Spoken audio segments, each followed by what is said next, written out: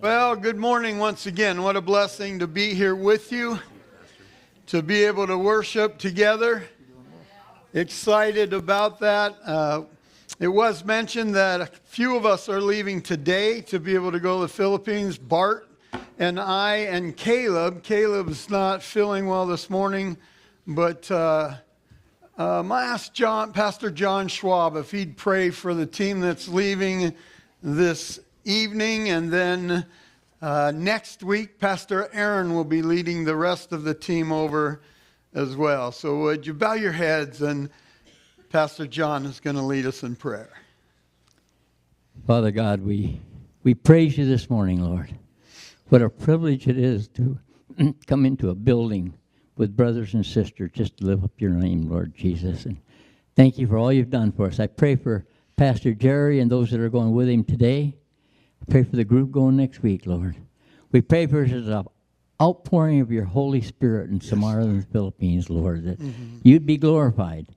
God, we pray for miracles. We pray for revival. We pray for all that you have planned, God. We know it's your desire that they come to know you. So we pray you'd use this mission trip, use everyone that goes. Anoint their words, anoint their actions, anoint their lives, anoint all that they do, that it might bring you glory. And we give you all the praise and all the honor in your precious name, Lord Jesus. Amen. Amen. Amen. Thank you. Appreciate you remembering to pray for us as we go on the trip, and we'll definitely be praying for you. Lots going on as we go. Of course, we have several pastors' conferences that we'll be doing. We have, of course, the Bible College teaching to the students that we've have there in the Philippines now on our property. Sunday and Wednesday services, special church meetings that are going to be being held while we're there, so that they can have one of us teaching them. Prisons ministry, youth ministry, jail ministry, hospital visits. Just giving you a little heads up of the busyness of the trip, the missions trip, filled with opportunities for us to be able to do exactly what Pastor John prayed for, to bring glory to the Lord and allow people to come to know him in a real and personal manner. And so please be keeping those things in prayer. We cherish your prayers as we go. You can turn in your Bibles, if you would, to Galatians as we continue in the book of Galatians, and we're in chapter 6 this morning as we take a look at the Apostle Paul. He's given us the doctrine, and he's allowed for us to be able to know the precepts that we're called to. And then he starts in chapter 5 and 6 to be able to give us practical outreach that is supposed to take place in a Christian's life. How it is that you and I are to live out the things that God has taught us. And so we're in chapter 6, and the Apostle Paul writes this: Brethren, if a man is overtaken in any trespass, you who are spiritual, restore such a one in a spirit of gentleness, considering yourself, lest you also be tempted. And so this is an area that we have to deal with as Christians. We know that we're not perfect, and neither are our brothers and sisters. All have failed the Lord in one way or another. At different times in our lives, we are called as believers to be those that help to restore such a one, the Bible says. And so how is it that you and I are to deal with a brother or sister that has fallen into some kind of sin? 3 instructions given to us here in this verse. You might write them down. It is, first of all, what we are to do. And then secondly, who it is that is to do it. And then how it is that it should be done.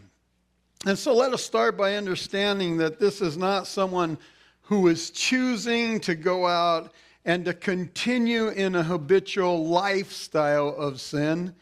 But the word that is used here is one that is overtaken, or the Greek word bano is the word that is used, and it means to really be fallen into by surprise, to being taken by some sinful activity by surprise. Now let's look at the three things that I mentioned there, and let me just go through them with you. What should be done? We have to look at another Greek word to understand the verb that Paul's using. It is katsarizo, and it means to completely and thoroughly repair or to mend in perfection, one to be completely restored. We've got some great examples of that, none probably better than Peter himself, as the Lord would not only restore him, but restore him to a higher position than he even had before falling into that sin of denying the Lord 3 times. And so we read, as we look through the Gospels, those pictures of the Lord restoring and restoring wholly, calling us to be those that are ready to have a ministry of restoration. I remind you of Matthew 18. The Bible says this, "Moreover, if a brother sins against you, go and tell him his faults between you and him alone. And if he hears you, you have gained your brother. But if he will not hear you, take with you 1 or 2 or more, that by the mouth of 2 or 3 witnesses every word would be established. And if he refuses to hear them, then tell it to the church. But if he refuses to even hear from the church, let him be like a heathen and a tax collector." And so the Lord gives us the manner in which we are to be those that bring restoration. And it is that you and I first need to go to that person face to face if a brother or a sister has sinned against you. And the motive is always with the agape love of bringing about restoration, or allowing for there to be opportunity to restore the relationship that God might be glorified in it. And so I want you to notice with me that Paul's instructions always positive. We're to stand by and act as if nothing is wrong with the situation once the repentance is had and the asking of forgiveness takes place.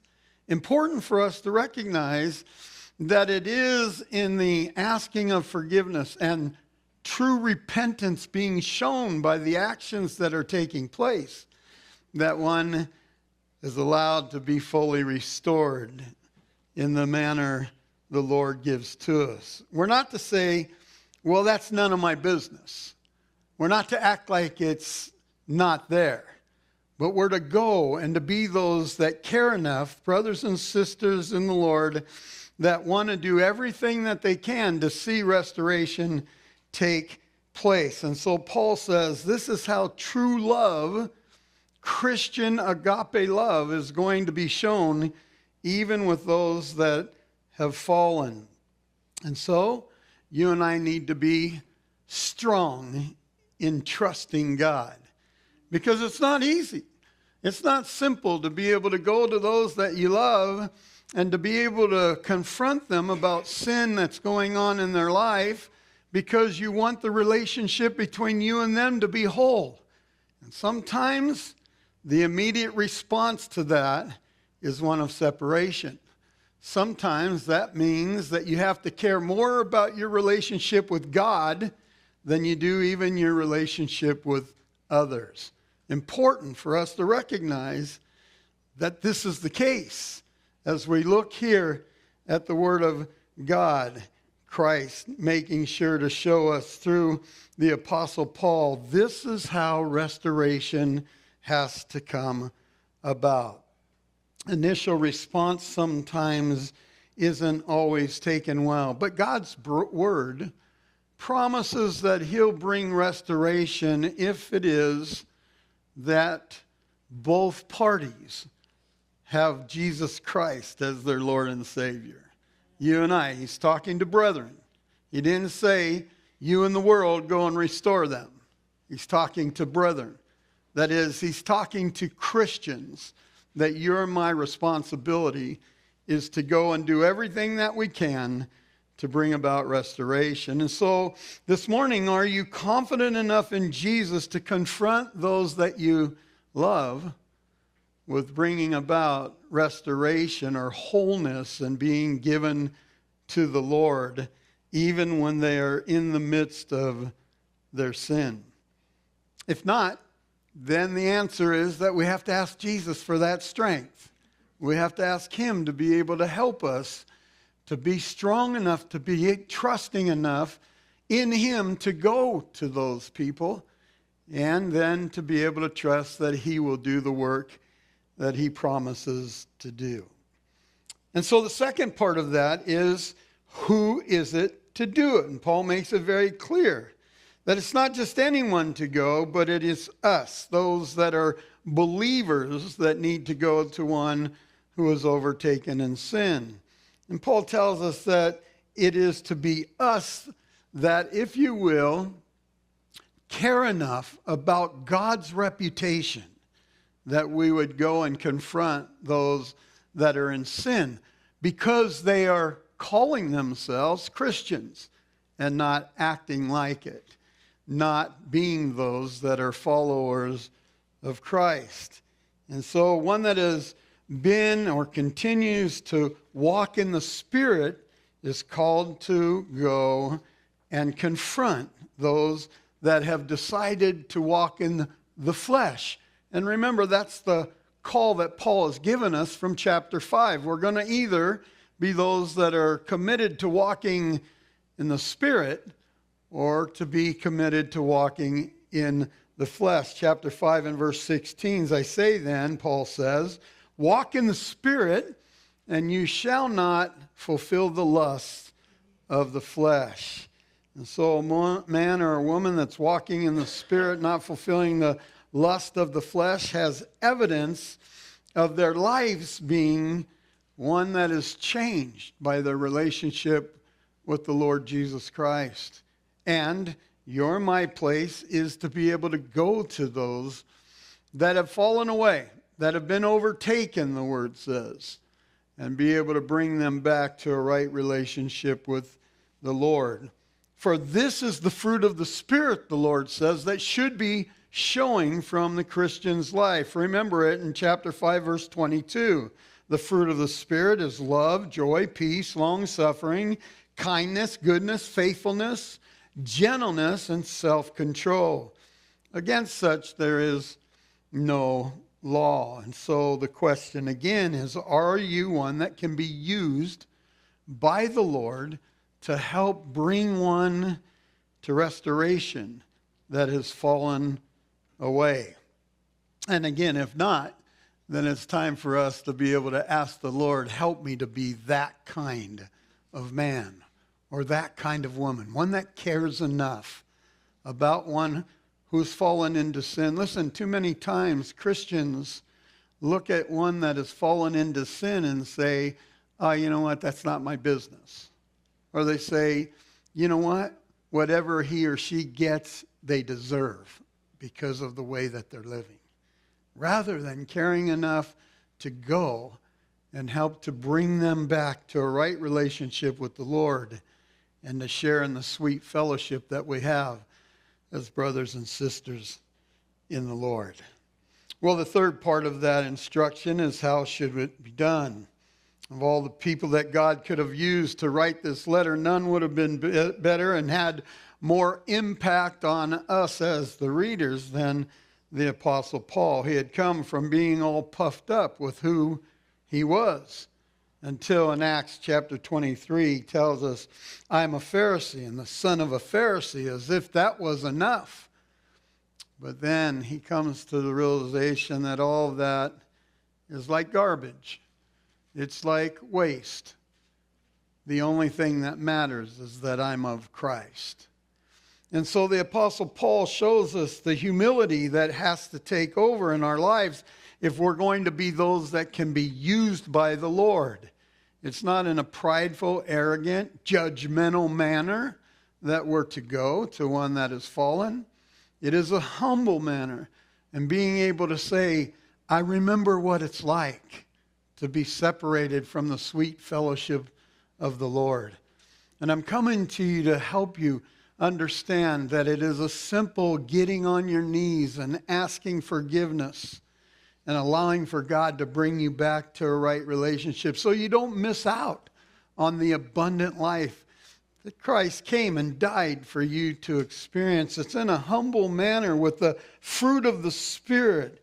And of course, the front of that whole in the Spirit, everything coming from love, as Paul starts with it being the starting of the fruit. And love that motivates us to be able to care enough to want to go to and bring back those that have fallen into any kind of sin. In 1 Peter in chapter 4, the apostle writes this, and above all things have fervent love for one another, for love covers a multitude of sin.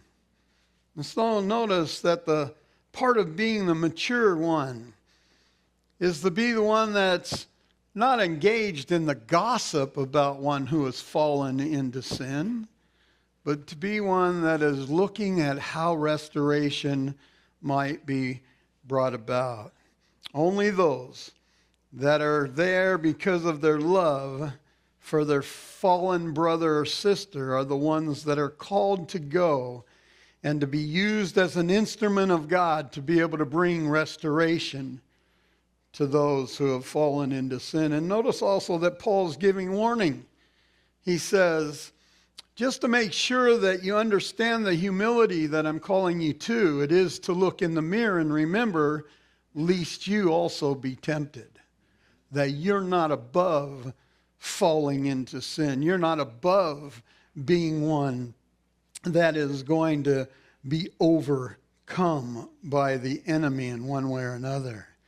He says this in 1 Corinthians in chapter 10, therefore, let him who thinks he stands take heed lest he fall.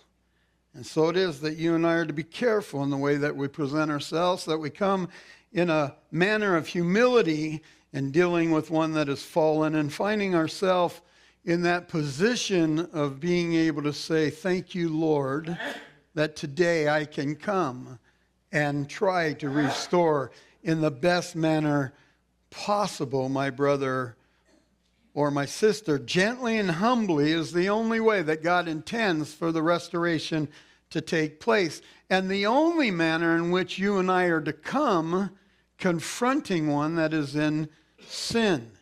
It is in that humble manner that we are working by the Lord through the Spirit of God, bringing the Word of God to them so that He might do the work that only He can do. That is how we act in love. And so again, the real question is do we have a heart of love and humility that can be used by the Lord to be able to go to those that have fallen, and to be able to recognize that we're no better and that we're just as susceptible to the enemy trying to overtake us in some manner or another. Sometimes we think about one sin as being more atrocious than another to the Lord. But the Lord says that all sin is sin.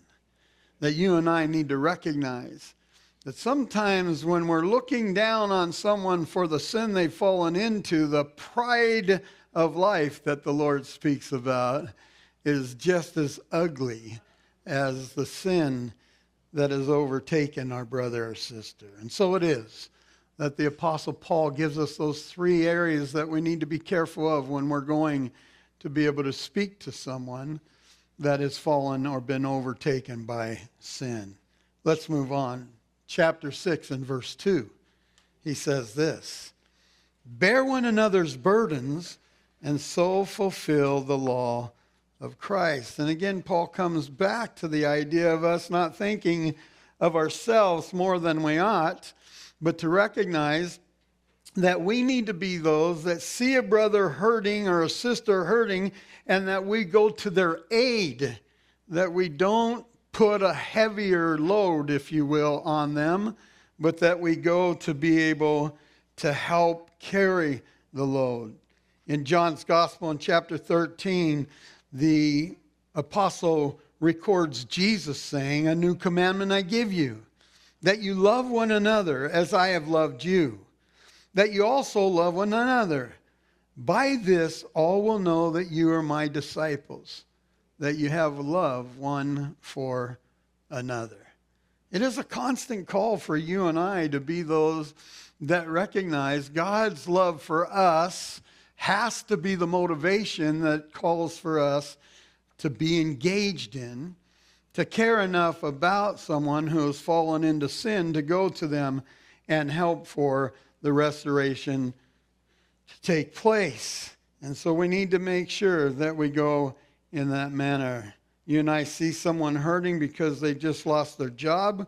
We don't go over and make fun of them for losing their job. No, we go and we speak to them about opportunities that are ahead.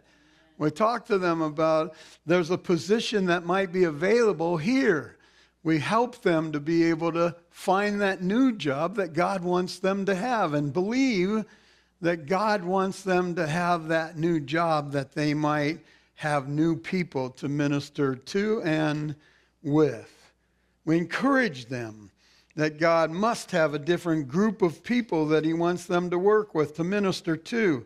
And we help them to be able to find that new job. That's what the Lord is saying through the Apostle Paul, that you and I are to care enough about each other that we do everything that we can to help one another as we serve the Lord together. Verse 3 says, "For if anyone thinks himself to be something when he is nothing, he deceives himself." And so I think those exhortations are ones that we need to pay special attention to. It is way too often that we think too highly of ourselves. And it's easy for us to be able to put ourselves in a position of thinking that we're better than, especially when we see someone, as he started in verse 1, that has been overtaken by sin. But it is that the Lord uses the Apostle Paul to call us to be those that recognize we're really nothing, except that the Lord showed his amazing grace to us, that he allowed for us to have that small mustard seed of faith to put our belief in him. And that in that we become something, and that something is to be one that represents the Lord. And that is what the Apostle Paul is driving at, that amazing grace, that incredible agape love would motivate us to be people that care about one another. In Philippians, Paul writes this in chapter 2 and verse 3. He says, "Let nothing be done through selfish ambition or conceit, but in lowliness of mind, let each esteem others better than himself.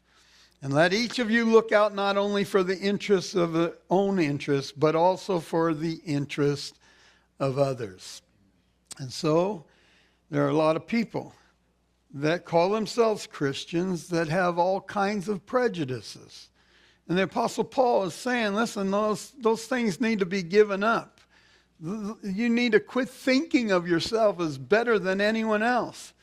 God said that he made man in his image, that we are all made in the image of God, and that we need to do everything that we can to be a blessing to those that are around us. We have the privilege, and we need to recognize that we have the privilege of being ones that represent the Lord, that don't have prejudices. And there's all kinds of prejudices. Prejudices against skin color and prejudice against the same education level. They're all nonsense.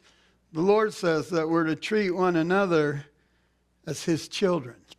We're to treat one another as beloved of the Lord. In Romans chapter 12, the Lord says this through the Apostle Paul. He says, "I beseech you, therefore, brethren, by the mercies of God, that you present your bodies as a living sacrifice, holy and acceptable to God, which is your reasonable service.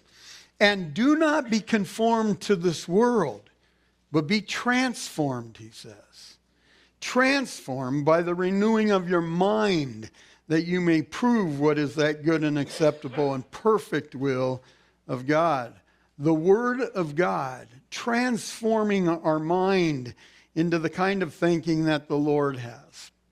A thinking that would recognize that skin color and country birth doesn't matter at all, but that it is that you and I are to be known as having a love for one another. And so today, let us choose to be serious about God's Word so that the mind could be restored. I don't care what background you came from, what family you grew up in, all the prejudices that you heard all of your life. The Word of God tells us that if we'll allow His Word, it will transform our mind. It will put us into the thinking that God has. And then you and I, we get to make decisions on whether or not we're going to be obedient to His Word or not. Being obedient to the Word of God allows for blessings to flow from heaven. Being disobedient sets up consequences that we have to deal with. Verse 4. But let each one examine his own work, and then he will have rejoicing in himself alone and not in another. For each one shall bear his own load. And so the Apostle Paul takes us down the road of being able to understand that we have responsibility. And he tells us that we must take up our own load. And listen, this is not a contradiction to verse 2. It is that the Lord is using two different Greek words through the Apostle Paul. Brilliant the Apostle Paul was. He has been inspired by the Lord to write these words. And so two distinct different words are used. It is in verse 2 that baros is used, and it means a heavy load. But here in verse 5, it says portions, or it means a backpack type of load. And so we have to carry our share and not expect others to do it for us, is what the Apostle Paul says. We have a responsibility to be able to take up our portion of the load and to be able to carry it. When I was a young boy, I had a paper route, and I would ride my bicycle to do that paper route. And one day I was on the bicycle, I hit a curb with the bicycle, not paying attention, bent the rim on the bicycle, and so I couldn't do the paper route on it. My mother took me on the paper route the next morning to be able to throw the papers. But after we got done with that paper route the next morning, my mother looked at me and she said, "Jerry, your part is to fix the bicycle, or you'll be doing that paper route on your feet tomorrow." We all have to carry our own load, right?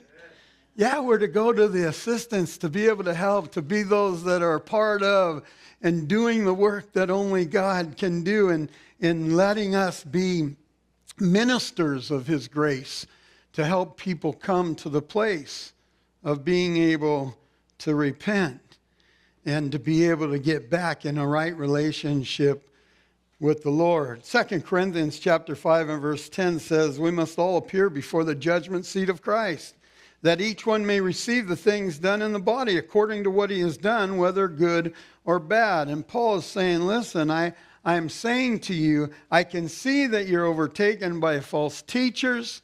Remember, he is speaking of the gospel of grace through this whole book of Galatians. And he says, I see that you're overtaken. I'm do everything that I can to pray for you and to bring the truth back into your presence. But your part is to be able to receive that truth and then live by it. That's what the Apostle Paul is saying. He's saying that you and I have a responsibility, and our responsibility is in hearing the Word of God and then believing it, putting our trust in Jesus Christ and Him alone as Savior. And so He calls for us to be those that have our own part, or recognize our own responsibility in our sanctification and our walk with the Lord. He says in verse 6, Let him who is taught the word share in all good things with him who teaches. And so this is a great verse for the body, just to recognize there's a responsibility on the body of Christ to take care of those that are pastors, that are teachers, that are here bringing the Word of God to you. As you learn the Word of God, you're to take care of. I remember in that position hearing these words and thinking the responsibility is shared by the congregation to be able to take care of the pastors and the teachers. And thank God that we have a church that is so gracious and being able to do much more than that, to be able to reach out in all kinds of manners to take care of the Word of God being spread throughout the world. Fun to see the expansion of the ministry and how the Lord has used this little church to reach across the country and throughout the world in being able to bring the gospel message to those that are in need. He goes on in verse 7, he says this, do not be deceived. God is not mocked, for whatever a man sows, that he will also reap. For he who sows to the flesh will reap of the flesh will reap corruption. But he who sows to the Spirit will of the Spirit reap everlasting life. And so Paul, once again, with the words that could be easily appreciated and understood by those that he is writing to, brings us back to, if you will, the farmer's vocabulary. And he's not talking about farming the field, but rather farming your mind and your heart. He's calling for us to be those that recognize and understand that it is in farming your mind with the Word of God, transforming it, that it reaches into the heart and then allows you to be the men or the women that God called you to be. And so if we want to continue in the flesh, then he says, you're going to keep feeding the flesh, and from the flesh you'll reap corruption. The consequence of giving way to the flesh are consequences that are damaging to your life. And so the Apostle Paul says, I care this much about you. I love the way the Apostle Paul brings this chapter to bear on us, because he starts out by saying, do you care enough about going to someone that's in error?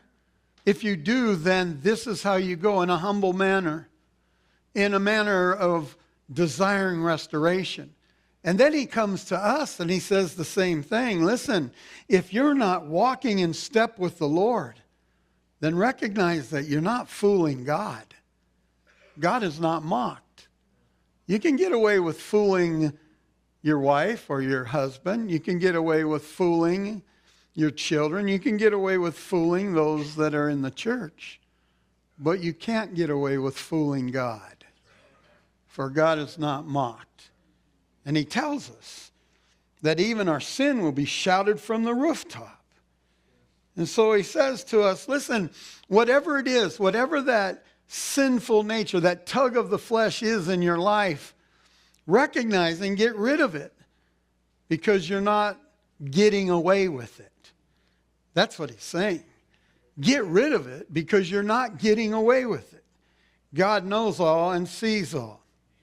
And so when you go into the grocery store and you go over to the magazine section and you act like you're looking at Sports Illustrated or Good Housekeeping, and your eye is more probably on the gossip magazines, or even worse yet, on the pornography that's there, God says, you're not getting away with it.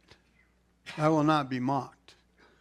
Get rid of whatever it is that is pulling you away from the Lord and into the way of the world. You see, that is the sowing of the flesh. It is putting in your mind the things of the flesh. And Paul tells us that we're to be just about the opposite, being those that are given to the Spirit, and being those that are putting in our mind the things that promote the Spirit, that strengthen the Spirit within us. I'd like you to turn to Philippians chapter 4 for a moment, because I want to make sure that we don't only talk about that, but we look at his word and we see where it is that we go if we're going to think on things that are going to promote the Spirit. Think on things that are going to strengthen the Spirit. Chapter 4 and verse 8. He says this, writing to the church at Philippi. Finally, brethren, whatever things are true, whatever things are noble, whatever things are just, whatever things are pure, whatever things are lovely, and whatever things are of good report. If there is any virtue and if there is anything praiseworthy, put these things in your mind. Meditate on these things. Have them be what you're continuing to think on so that your heart can be strengthened to live the life that you desire and that God has for you. Be one that is committed in this manner. We need to sow into our minds the things of God and then watch the great harvest that he allows to come. There's another precept that we get from this passage of Scripture. Look at it with me as we continue in verse 9. The call for us to keep going, to continue, even to persevere in times of difficulty. He says, and let us not grow weary while doing good. For in due season we shall reap if we do not lose heart. Therefore, as we have opportunity, let us do good to all, and especially to those who are in the household of faith. So once again, Paul uses the example of the farmer, and he goes back to the crop and says that we recognize, even as farmers, that you plant the seed, you water the seed, you weed around the seed, and it takes time before the seed is ready for harvest. And he said the same thing here. Don't grow weary in doing well, in doing good. Recognize that our life is but a vapor, and it's going to quickly pass. In the time that we have, from the time that we come to know Jesus as our Lord until the time that we breathe our last breath, let us be committed to doing things that are good. Let us be those that are focused on wanting to, if you will, be a blessing to others. Too many Christians have this instant coffee kind of mentality. They want everything right now. I came to the Lord, man, tomorrow, shouldn't I have the harvest? No. He says, continue in the things of the Lord. Continue to focus your mind on being engaged in his word. Continue to put yourself in the prayer times that we've set up at the church and to be able to pray without ceasing when you're at home and alone with the Lord. Continue to make sure that you get around other believers and that you have the circle of influence in your life be those that are promoting you to love and serve the Lord. And continue to find a place to allow yourself to know that you're a vital part of the body of Christ and you need to be in service to him. That you got to find a place that you're able to serve in the body of Christ, because it's in serving that we draw nearer to the Lord than ever before. Jesus Christ said, I came to serve, not to be served, and to give my life a ransom for many. And we're called to follow him. We're called to be those that are little Christ, if you will. And so Paul says, listen, in due season we shall reap.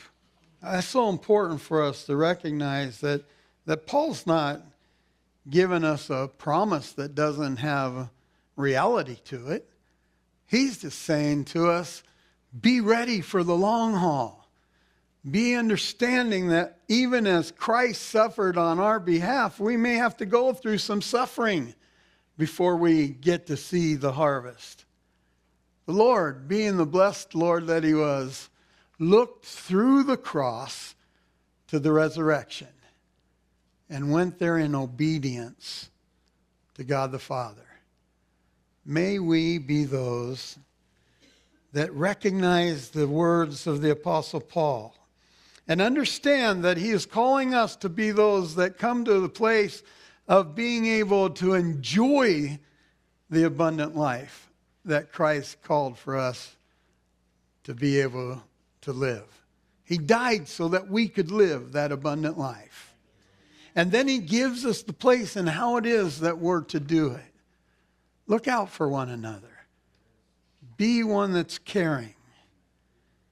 We'll know we are his disciples by the love that we have one for another. And then continue in it. Don't think that it's a one-time service. Don't think that it's a one-time offering. Be one that's really ready to commit your whole life to pleasing him. Let's pray. Lord Jesus, there's so much here.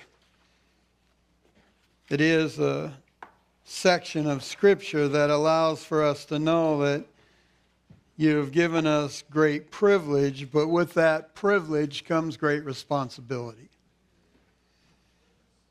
Lord, I know there are many here that recognize that they haven't been living the abundant life, and maybe they've not been ready to be an instrument used by you to bring restoration to one that they know has fallen. To not do what you've called us to do, Lord, is sin. And so we ask for you to forgive us, and that you would empower us, and that you would help us to be those that are bold enough in trusting you to be able to go to those, and to be able, with all the compassion that you can give us, to be able to tell them that we care. We care too much to allow them to continue in missing out on the abundant life. Lord, we pray this morning as we're here that there may be some that have not committed fully their life to you. And the reason, Lord, that they have not been enjoying that abundant life is because today they need to make a public declaration of you. Your word says that if they'll do that, Lord, then you'll confess them before the Father. And so in this body of love, we ask that you would touch hearts, and that if you're here this morning and you know that you need to get right with the Lord, there's just areas in your life that you're not right with him, then I'm going to ask you just to raise your hand and allow us to pray for you this morning. Just wherever you are, just raise it as high as you can, please. Let me be able to see it. God bless you all. Yes, I see you. God bless you. Yes, in the middle, I see you ladies. God bless you. And I'm going to ask you, those of you that raised your hand, I'm going to ask you just to stand up right now wherever you are. Let it be real. Just make a stand and say, that's me, Lord. I heard you and I'm standing. God, this is from you, no one else. And we want to thank you, Lord, for the boldness of those that have stood up. I'm going to ask you to come right down here right now. Just come right down here to the front of this stage for a minute. Just get up and come. You come. Don't worry about being there. Just come and stand. You're fine. Come on up. You just go. Come on up. God bless you. Come on. We're just going to pray for you. And we're going to do something fresh and new this morning, something that I've been wanting to do. We're going to pray with you, and then we're going to just ask you to step out of this side door, and Pastor Harold and Vicki, his wife, are going to meet you over next door in the fellowship just for a few minutes to be able to speak with you. But I'm going to ask you to do this. with your mouth, the Bible says, let the confession be made. So with your voices, allow the Lord to hear you. I'm going to ask you to close your eyes and pray this prayer. Say, Lord Jesus, I heard you. And I want to be right with you. And so I'm asking you, forgive me of my sins. And come and sit on the throne of my heart. I'm asking you, Jesus, be my Lord. Be my Savior. And I want to thank you, Father God in heaven, for sending your only begotten Son. And I'm asking you to receive my praise for including me into your family. And now, God, Holy Spirit, I'm asking you to come fill me. I know I need you to accomplish all of this. I commit my life in the precious name of Jesus. Amen. Amen. Come on, praise God.